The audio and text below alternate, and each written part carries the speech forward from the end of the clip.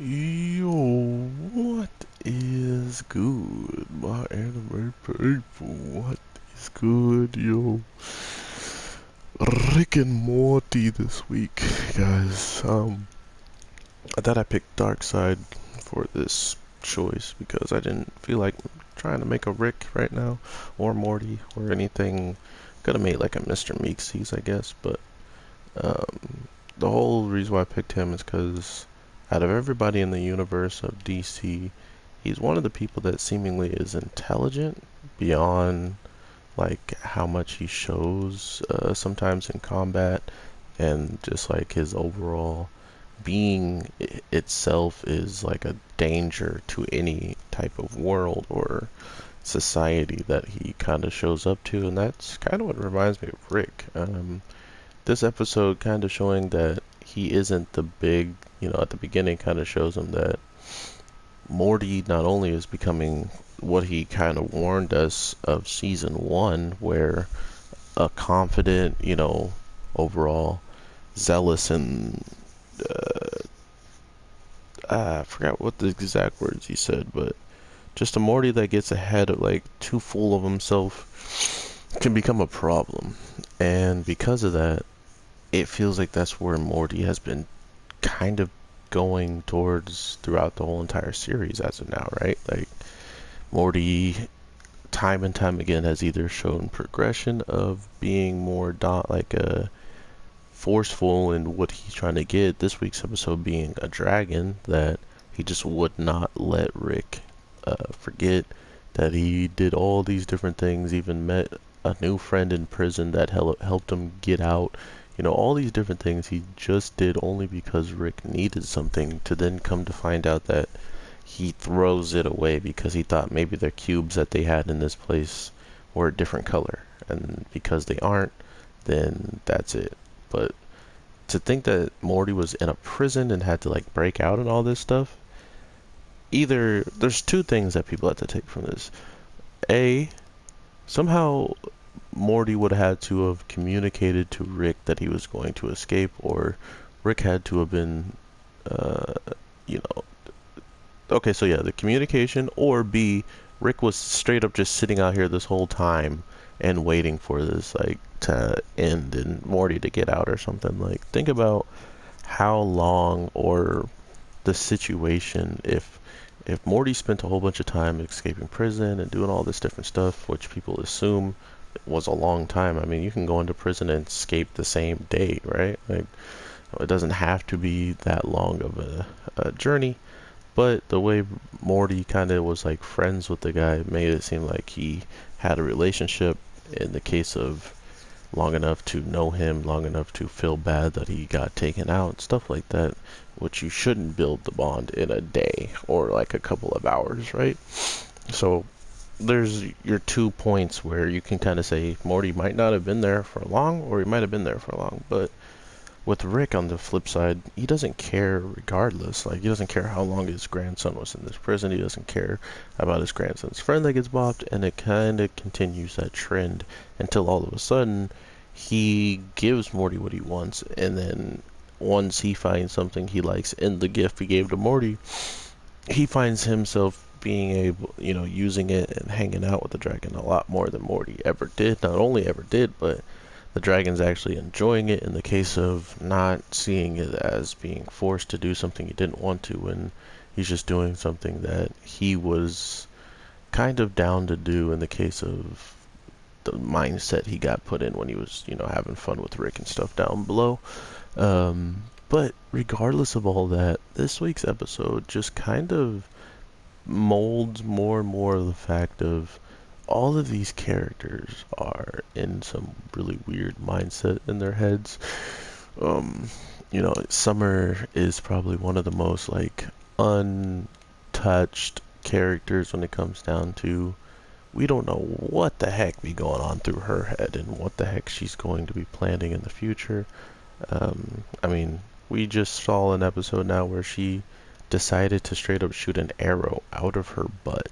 But the best part of this for me is all of the references about dragons and stuff like that, because one of my favorite dragon movies is Rain of Fire. So to see that no like real Rain of Fire quotes were made, or no real like thing with that happening, kind of blew up. But we did.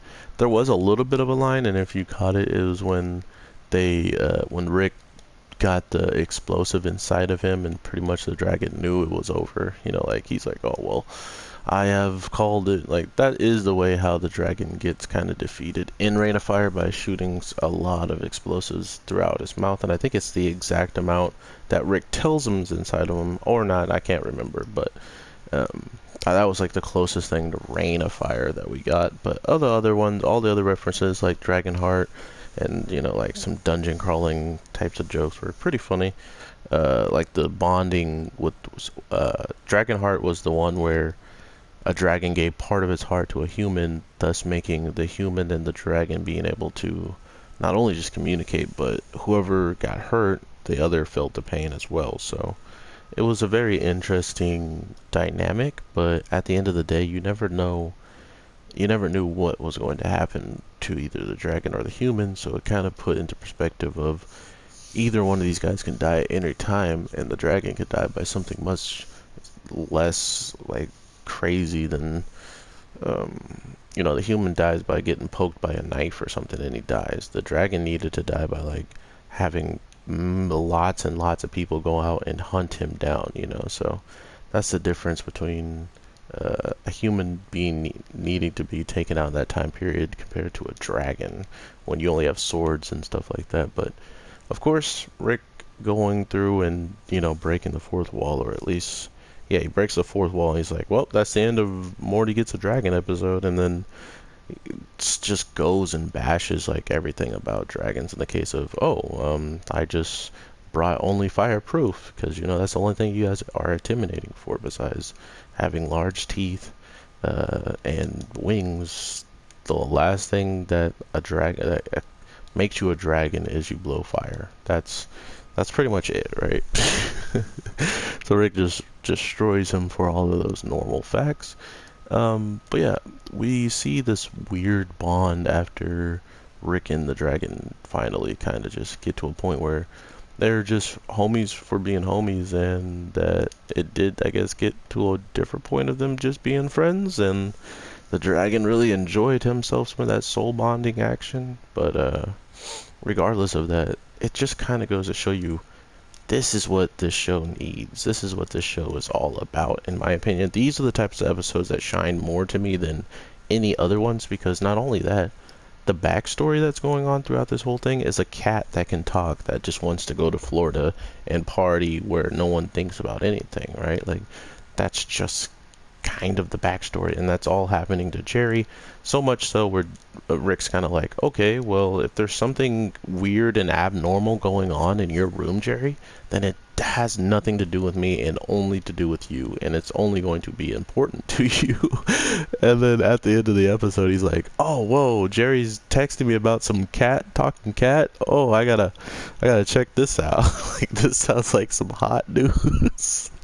So it just goes to show you, he went from being able to kick it with the dragon, that then he wanted to save said dragon, more or less to save his own skin, and more or less because Morty wanted to save his grandpa and the dragon too, because it was his fault for having the dragon, and it was Rick's fault for soul bonding with it. So then after you have that, there was not much they could do when they got into the other world, which this world reality didn't mean anything, and anything that meant anything was actually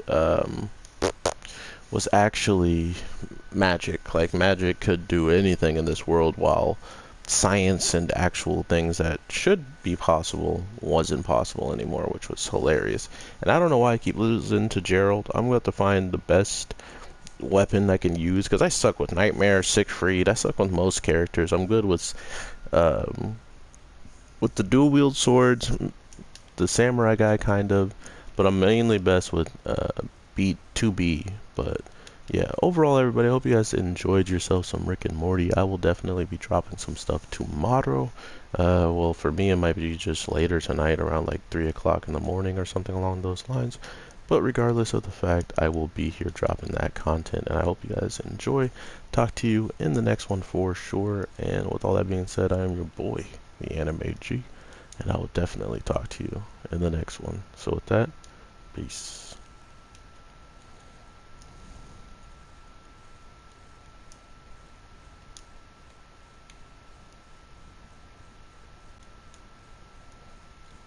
I am Darkseid, taker of life.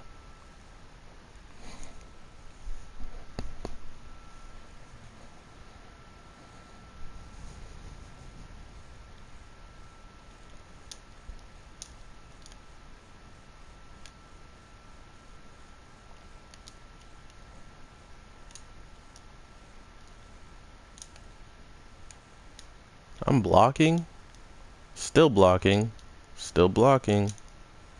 I did my special, but I don't have health to absorb the attacks. He's dead. Grab him.